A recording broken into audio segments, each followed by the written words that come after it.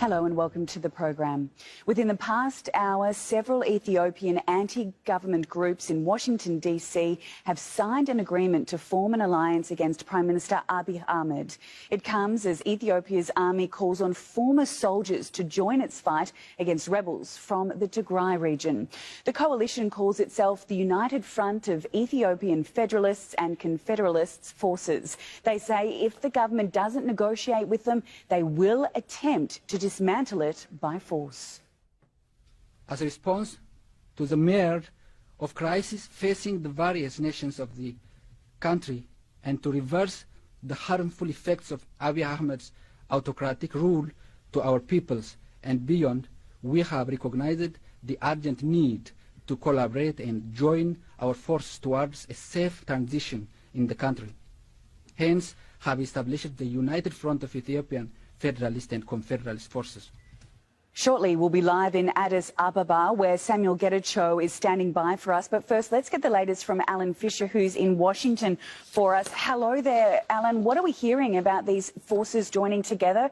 What are you hearing from the ground?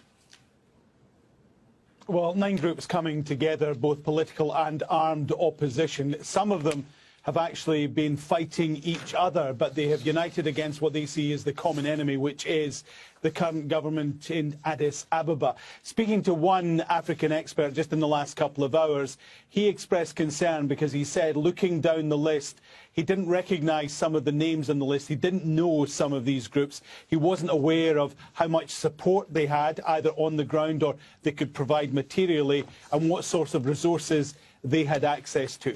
The reason they're doing it here in Washington is because the US Special Envoy is in Addis Ababa. They're trying to put pressure on the United States to say, look, there is a level of opposition against the current government, and therefore there has to be some sort of political solution, some sort of negotiating, but the noises coming out of Addis Ababa seem to be against that. There are groups, some of them involved in what has happened here in Washington in the last hour, who say that they could be in the Ethiopian capital within the next few weeks or perhaps even months.